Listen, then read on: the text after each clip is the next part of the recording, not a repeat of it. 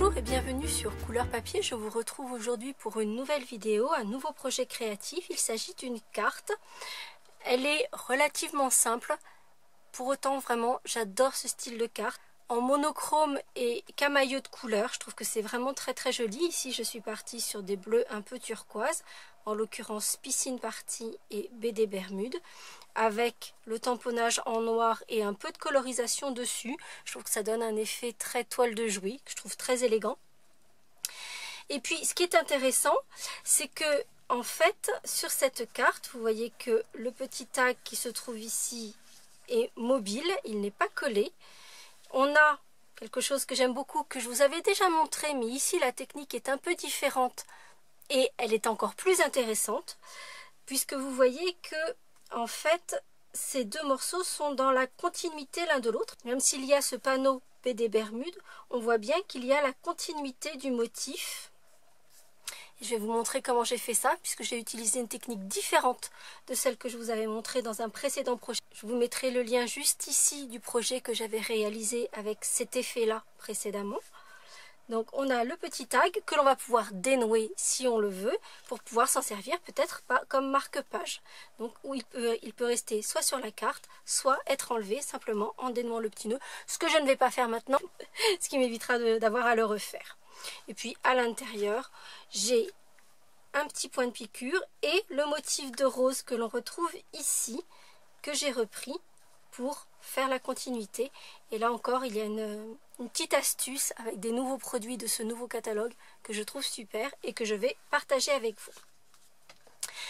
Pour la version que l'on va réaliser ensemble, je vais revenir sur mes fondamentaux à moi, sur des couleurs qui me ressemblent peut-être un peu plus, parce que c'est vrai que même si c'est très joli, ces bleus turquoise, c'est pas ce que je fais le plus souvent. Et en l'occurrence, je vais revenir sur des roses, des violets, des parmes. Donc il me faut une base de carte, ici en poussière de rose, qui mesure 21 par 14,85 avec une ligne de marquage en son centre à 10,5. Il me faut un panneau murmure blanc qui lui mesure 10 cm par 14,3. Il nous faudra un panneau, donc comme je vous le disais, ici je vais partir dans des tons de rose et de violet, donc je pars sur du poussière de rose et du fruit des bois. Ce panneau fruit des bois mesure 7,5 par 11,8 et il me faudra par ailleurs deux bandes de papier pour pouvoir réaliser le tag dans le coloris le plus foncé, donc pour moi fruit des bois, donc une bande de 5 cm, peu importe la longueur, on l'ajustera par la suite, et dans le coloris le plus clair, une bande de 4 cm et demi, toujours sur une longueur indéfinie puisque l'on réajustera par la suite. Pour réaliser cette carte, j'ai utilisé un lot de produits et un set de tampons. Le lot de produits, c'est celui-ci, le lot douceur botanique, donc avec son set de tampons, avec les petites fleurs, des messages que je trouve particulièrement jolis et particulièrement polyvalents, donc j'aime beaucoup. J'aime aussi beaucoup les petites branches que l'on peut placer un peu partout, la petite fleur, etc. Et puis le set de tampons qui va pouvoir vous faire des tags avec des hauts de tag particulièrement découpés, particulièrement délicats. Et donc c'est un set de dies que j'aime vraiment particulièrement. L'autre set de tampons que je vais utiliser, c'est un set de tampons hôtesse qui s'appelle Très Vintage. Je vous montre pas assez, je trouve, finalement, les sets de tampons hôtesse. Je ne sais pas si vous savez de quoi il s'agit. Donc c'est des sets de tampons que vous ne pouvez acquérir que si à titre individuel votre commande atteint 200 € et donc du coup vous avez une prime créative, et avec cette prime créative vous allez pouvoir choisir des cadeaux, entre autres parmi ces 7 hôtesses que l'on va retrouver à la fin du catalogue. Il y en a plusieurs et je les trouve vraiment très jolies. Par ailleurs, si vous accueillez une réunion atelier en tant qu'hôtesse, toutes les commandes qui auront été passées par vos amis seront cumulées et vous gagnerez une prime créative, donc un bon cadeau qui sera un pourcentage de toutes ces commandes cumulées, et vous pourrez choisir entre autres c'est cette hôtesse. Et celui-ci, je le trouve vraiment particulièrement réussi. Il y en a d'autres dans le catalogue que j'aime beaucoup et que je vais certainement partager avec vous. Pas forcément les messages, parce que, bon, à part le pour toi qui est assez basique et le bonne fête qu'on peut réutiliser dans plein de circonstances, les autres messages, ce sont des messages que je ne vais pas forcément utiliser très souvent. Cependant, les motifs sont de toute beauté. Cette petite frise est une merveille. J'aime beaucoup cet effet napperon qui commencerait à se défaire, que j'aime aussi beaucoup. Cette grande branche de fleurs que l'on va utiliser sur notre brochet du jour et cette petite étiquette qui est assortie à notre nouvelle perforatrice qui sera parfaite pour tous vos petits messages, etc. Donc c'est vraiment un set que j'aime beaucoup. Donc première étape de ce projet, je vais tamponner ma grande branche de fleurs qui est juste magnifique de façon aléatoire sur l'intégralité de mon panneau blanc et je viendrai ensuite apporter des touches de couleur uniquement sur les fleurs, pas sur les feuilles. Si vous en avez envie, vous pouvez ajouter également sur les fleurs ou faire vos fleurs de différentes couleurs. C'est vous qui choisissez. Moi, je préfère rester sur un effet de camailleux, mais vous pouvez choisir ce que bon vous semble. Dans la mesure où je vais coloriser avec mes Stampin' Blends, ici le coloris Fruits des Bois, je vais tamponner mon motif avec l'encre Memento noire.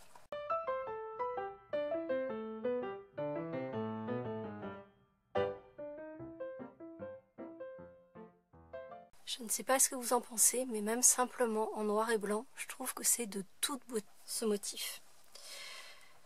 Petite précision également, lorsque j'utilise l'encre Memento ou l'encre StazOn noire, j'utilise le nettoyant StazOn qui permet de récupérer ces tampons vraiment impeccablement. Il n'y a pas du tout de résidus noirs qui vont rester sur votre tampon et vous allez les récupérer impeccablement. La seule chose, c'est qu'il ne faut pas que vous laissiez sécher, surtout si c'est l'encre StazOn. Laissez trop l'encre sécher sur votre tampon, là ça risque d'être un petit peu plus délicat. Et vous allez le voir. Donc je nettoie grossièrement avec le nettoyant StazOn, puis j'utilise mon Stampin' Mist soit sur un petit chiffon de microfibre, soit sur ce que j'appelle le paillasson. Et vous voyez que mon tampon est impeccablement propre. Maintenant que mon fond est tamponné, je vais y apporter de la couleur et vous allez voir qu'il n'y a pas besoin d'être un expert pour faire cette colorisation. Je vais simplement poser de la couleur partout sur chaque fleur avec la couleur la plus claire.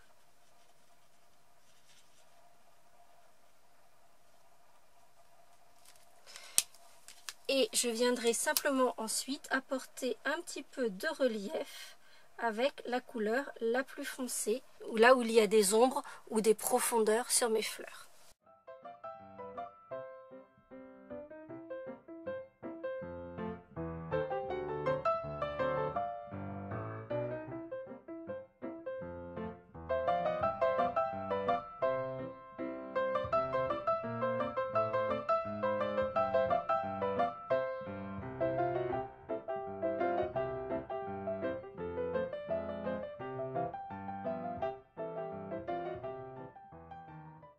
Une fois toute ma partie coloriage réalisée, comme vous avez pu le constater, j'ai pas mis énormément de techniques pour donner des effets d'ombrage, pour fondre mes couleurs.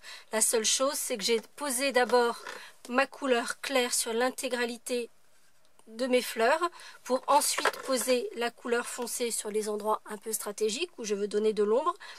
Et la chose à faire, surtout sur des petites surfaces comme ça où on n'a pas besoin de faire énormément de travail, c'est simplement de poser la couleur foncée alors que le papier est encore imbibé d'humidité de la première couche et du coup la seconde va se fondre automatiquement d'elle-même dans la couleur claire pour donner cet aspect de relief, de profondeur et d'ombrage sur votre colorisation.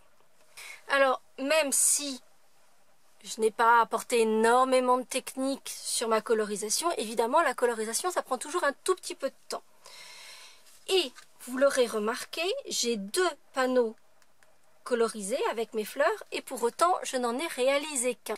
C'est là que réside l'aspect vraiment sympa de la technique que je vais partager avec vous maintenant, puisqu'en fait on va tricher et on va découper l'intérieur de ce morceau, de ce panneau colorisé. C'est-à-dire qu'en fait, si on pouvait voir à travers, on verrait que sous le panneau du centre, il n'y a pas de panneau colorisé. Et en l'occurrence, sur ce panneau-ci, donc on va utiliser notre massicot avec la règle intérieure et on va garder un cadre d'1,5 cm tout autour.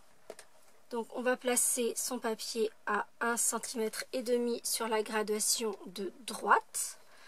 Placer le petit guide de notre lame sur 1,5. Puis couper jusqu'à 1,5 du bord. Et comme ça sur les 4 côtés.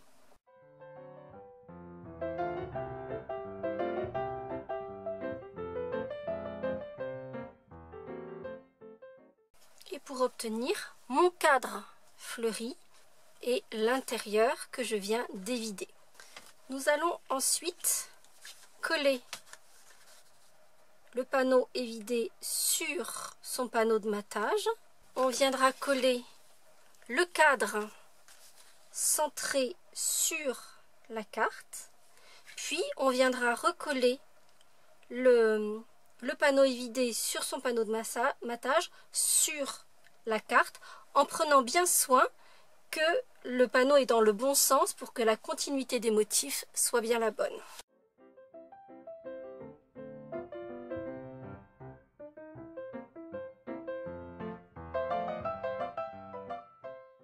Et on a déjà notre effet de continuité avec notre matage sur ce panneau que l'on a décoré en colorisant un seul. Si vous n'êtes pas adepte de la colorisation, vous l'avez vu déjà rien qu'en noir et blanc, on avait quelque chose qui était très joli, mais vous allez pouvoir tout à fait utiliser un papier à motif qui pourra donner cet effet de la même façon. Sinon, je vous conseille quand même d'essayer la colorisation. C'est reconnu scientifiquement que c'est un super effet relaxant qui est vraiment très agréable. Nous allons maintenant réaliser notre petit tag et pour cela, nous allons utiliser nos 2 bandes de papier de 5 cm et de 4,5 cm de large. Nous allons surtout utiliser ces dies dont je vous ai parlé tout à l'heure et qui sont juste magnifiques. Je vais réutiliser le même parce que j'ai un motif fleuri, mais j'aime vraiment beaucoup celui avec les petits oiseaux, celui avec le soleil est très sympa. Et vous allez voir qu'il y a 2 morceaux qui sont vraiment très intéressants. Sur mon panneau le plus large, je vais simplement centrer mon haut de tag, donc en prenant bien soin qu'il soit bien aligné de chaque côté, et je vais simplement découper le haut de mon tag. Sur ma bande de papier plus étroite, je vais également découper ce haut de tag. Là, il faudra que je fasse attention à ce qu'il soit bien centré. Le dies va davantage dépasser sur les extérieurs. Et une fois que ma fleur, que mon haut de tag sera découpé, je viendrai redécouper sur ma bande la plus étroite la bordure du bas de mon tag. Ce qui veut dire que la rose qui va se trouver découpée complètement, je vais bien sûr l'utiliser et c'est celle que je vais utiliser à l'intérieur. Donc cette rose-ci a été faite avec le même dies que ce qu'il y a ici sur l'extérieur. Et la partie du bas va être utilisée pour faire le panneau qui va être décoré sur mon tag.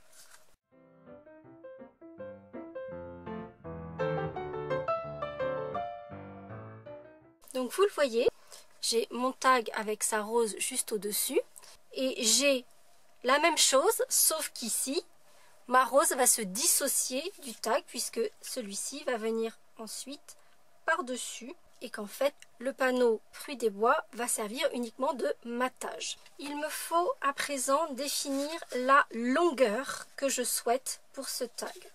Donc je vais venir le placer par ici et avec un petit trait de crayon, je vais faire en sorte qu'il y ait une petite bordure de chaque côté. Comme vous le voyez ici, la bordure extérieure de mon panneau principal se voit juste autour. C'est fait exprès. Une fois que ce panneau-ci sera ajusté, je vais venir placer le panneau qui vient sur le dessus à sa place et le couper avec 2-3 mm de moins pour cet effet de matage. Une fois mes petits repères faits, je vais utiliser mon massicot pour les ajuster à la dimension voulue et ainsi obtenir le matage parfait pour mon petit tag. C'est très discret, mais c'est quelque chose que j'aime beaucoup, que je trouve qui fait des jolies finitions. Je vais prendre une éponge et je vais ancrer très légèrement en fruit des bois le pourtour du dessus de mon tag, mais également le fond pour un petit peu plus de relief.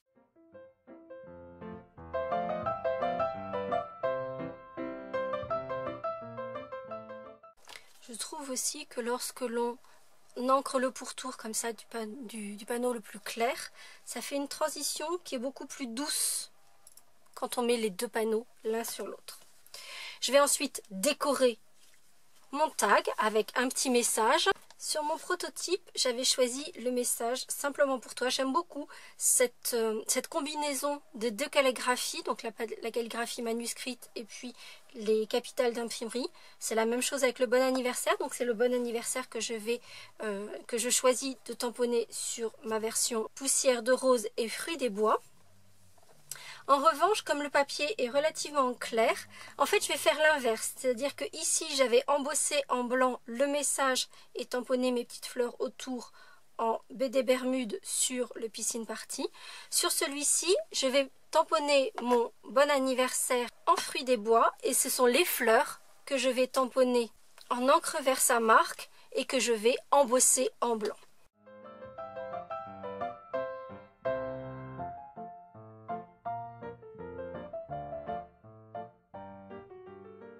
Une fois le message et la décoration de mon tag réalisés, je n'ai plus qu'à coller l'un sur l'autre les deux éléments de mon tag. Ensuite, étape suivante. Comme vous avez pu le voir, ici, ma rose ressort sur mon papier. Or, elle a été découpée dans le papier Piscine Party. Donc normalement, elle devrait être ton sur ton. En fait, pour qu'elle ressorte un petit peu plus, j'ai simplement pris ma rose, ici la couleur BD Bermude, donc ici je vais prendre du fruit des bois, et j'ai simplement tapoté sur la découpe de ma rose pour que la couleur ressorte sur la couleur de fond. Et vous voyez qu'elle va ressortir de la même façon ici sur mon fond poussière de rose. Je vais faire un petit point de piqûre, ma marque de fabrique. Et comme mon tamponnage de fond est noir, et bien en fait je vais reprendre ce petit aspect noir et je vais faire mon point de piqûre en noir. Je vais coller ma rose à l'intérieur, je vais coller les deux éléments de mon tag ensemble et je vous retrouve pour fixer le tag sur la carte.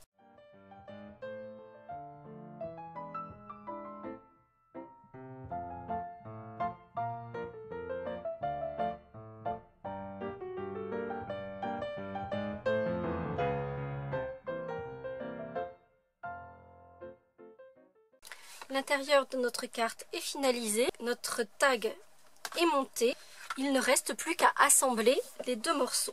Je vais donc utiliser un ruban. Pour ma version Piscine Party, j'avais utilisé le ruban à mini rayures qui est juste super joli et il fait des petits nœuds impeccablement. Pour cette version-ci, je vais utiliser le mini ruban gaufré, donc avec ses petits froufrous sur les côtés, en coloris figue fraîche, et vous voyez que ça va parfaitement avec notre fruit des bois. Je vais prendre un petit tapis de mousse, je vais prendre mon tag un poinçon et je vais placer mon tag où je veux qu'il soit, c'est-à-dire avec 2-3 mm de bordure visible de mon panneau décoratif de cartes. Je vais ensuite choisir l'endroit où je veux que mon tag soit retenu. Donc moi j'ai choisi le centre de ma rose. Et je vais faire 2 petits trous à l'aide de mon poinçon de part et d'autre d'une partie de ma rose pour pouvoir retenir mon tag sur la carte. Je vais ensuite prendre ma perforatrice à main 1/8 et je vais perforer un petit trou sur chacun des petits repères que je viens de faire.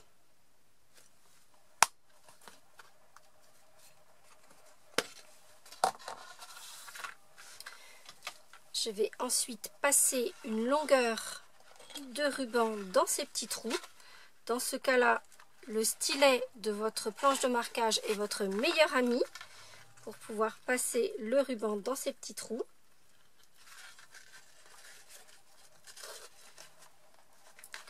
Je prends une longueur suffisante pour me permettre de faire le petit nœud en oreille de lapin. Donc je vais placer le ruban dans l'espace que j'ai choisi.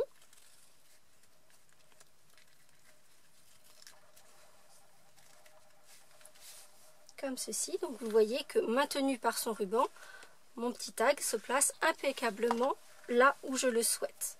Et puis je vais faire mon nœud en oreille de lapin. Si vous ne connaissez pas encore cette petite technique de nœud, je vous remettrai le lien juste ici. J'ajuste les pans de mon ruban.